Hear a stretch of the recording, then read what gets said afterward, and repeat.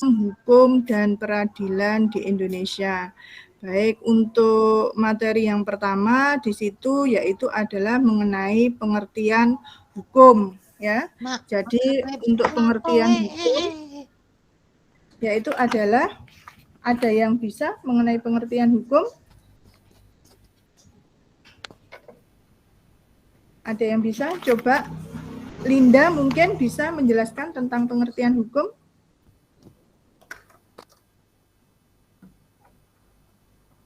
Baik, saya di sini akan menjelaskan ya mengenai pengertian hukum. Hukum di sini adalah merupakan satu peraturan atau hukum yang secara resmi dianggap mengikat dan dikukuhkan oleh penguasa pemerintahan atau otoritas.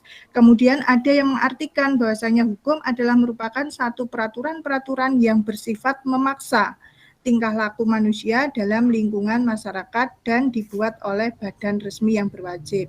Selain pengertian hukum, di sini juga ada sifat dan ciri-ciri hukum. Jadi sifat dan ciri-ciri hukum yaitu hukum itu bahwasanya bersifat mengatur. Hukum itu bisa bersifat memaksa. Itu ya. Kemudian berikutnya ciri-ciri hukum. Ciri-ciri hukum yang pertama yaitu adalah adanya perintah dan larangan. Artinya apa? Bahwasanya di dalam peraturan hukum itu mengandung adanya unsur-unsur pemerintah yang harus dilaksanakan dan larangan yang tidak boleh dilakukan. Selain itu, di situ juga ada menampilkan sikap yang sesuai dengan hukum. Jadi sifat yang sesuai dengan hukum yaitu yang pertama adalah meningkatkan kesadaran hukum, itu ya. Kemudian berikutnya yang keempat yaitu adalah memberikan contoh yang mencerminkan kepatuhan terhadap hukum dalam lingkungan, baik lingkungan keluarga, sekolah, ataupun masyarakat. Seperti itu ya, anak-anak ya. Baik, setelah Ibu mempresentasikan tentang materi hukum dan sistem hukum, ya, coba silakan kalian membentuk satu kelompok. Nah, dari kelompok ini nanti masing-masing terdiri dari 6 kelompok ya. Jadi dari 6 kelompok itu nanti silahkan kalian menganalisa mengenai contoh-contoh dari video yang Ibu sampaikan di sini. Coba dilihat dulu ya untuk videonya. Setelah itu nanti kita bagi kelompok untuk menjelaskan.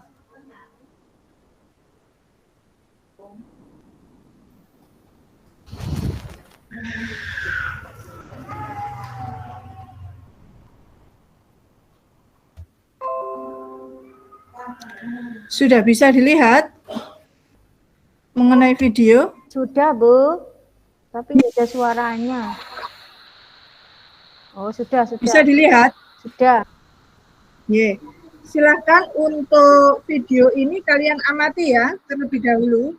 Jadi silahkan membentuk kelompok dari masing-masing kelompok itu silahkan membentuk menjadi 6 kelompok. Yang pertama yaitu kelompok pertama Hadiah, kelompok 2 Lulu, kelompok 3 Mafida, kelompok 4 Ida, kelompok 5 Ferry Okta, dan kelompok 6 Linda. Silakan masing-masing membentuk kelompok. Itu adalah merupakan perwakilan dari ketua kelompok. Silakan amati video berikut ini.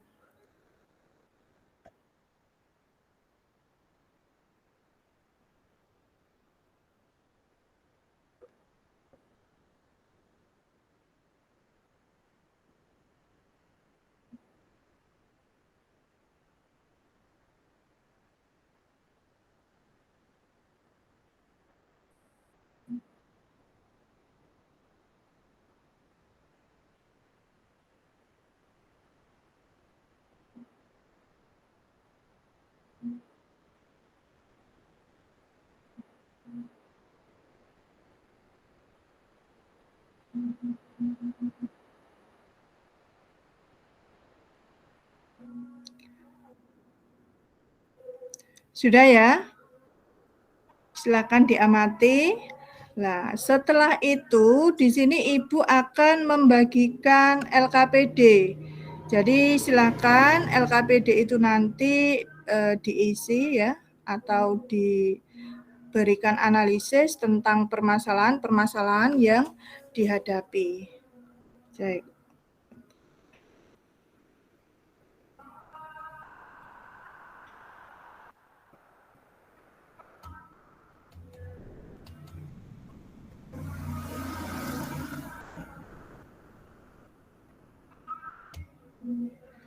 Nah, ini untuk LKPD apakah sudah muncul?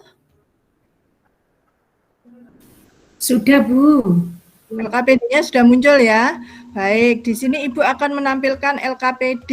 Jadi dari LKPD itu nanti silakan kalian isi tentang permasalahan yang sudah Ibu tunjukkan tadi, yaitu tentang apa di situ. Yang pertama, kalian bisa melihat dari kasus mencermati video. Nah, dari kasus mencermati video berdasarkan pada tayangan video atau analisa perilaku yang bertentangan dengan hukum. Jadi silakan dianalisa. Kemudian yang kedua, silakan kalian cari solusi dari analisis permasalahan yang ditemukan. Gitu ya. Kemudian untuk yang kedua tugasnya berikan contoh perbuatan melanggar hukum yang berkaitan dengan fenomena yang terjadi beserta sanksinya. Di situ Ibu akan membagi menjadi 5 poin ya. Bisa dilihat dari kehidupan lingkungan keluarga, kemudian dianalisis dari lingkungan masyarakat, kemudian bisa dianalisis dari lingkungan berbangsa dan bernegara. Seperti itu. Silakan bekerja, Ibu akan melihat pekerjaan kalian. Setelah itu nanti kita presentasikan sebentar ya. Gitu. Silakan bekerja.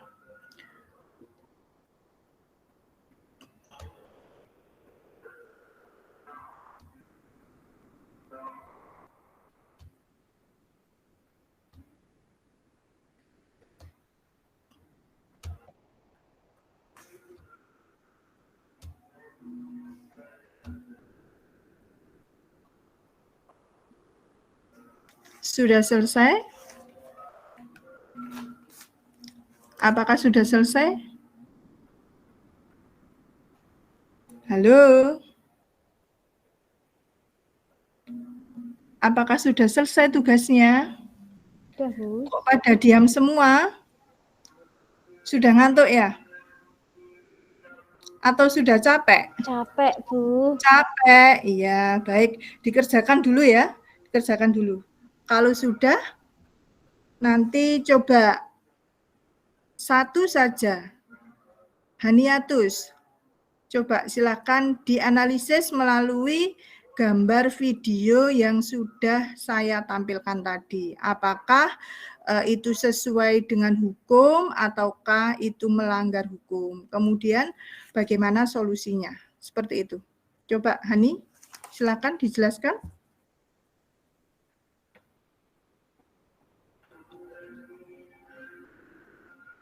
Hani,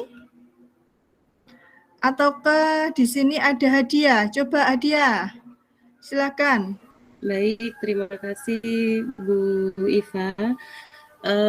Terkait dengan analisis tayangan video yang barusan Bu Iva tampilkan, itu adalah merupakan salah satu tayangan yang tidak patut kita contoh, Ibu. Dari tayangan itu saya lihat pengendara sepeda motor jelas salah, sudah Ibu melanggar.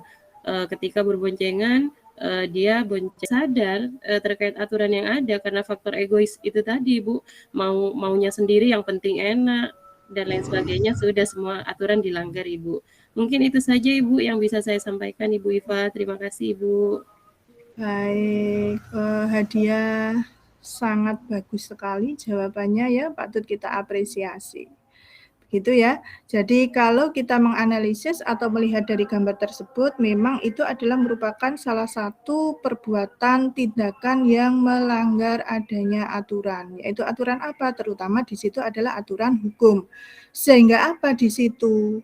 Sehingga masyarakat dengan adanya satu aturan itu nantinya kan diharapkan mereka mampu untuk bisa mentaati semua aturan-aturan yang berlaku yang dilakukan atau dikaitkan di dalam undang-undang. Jadi paling tidak di situ masyarakat paham, masyarakat itu nantinya akan tahu bahwasanya oh nek goncengan, numpak sepeda, goncengan telu itu adalah merupakan salah satu tindakan yang melanggar hukum. Jadi itu tidak boleh seperti itu.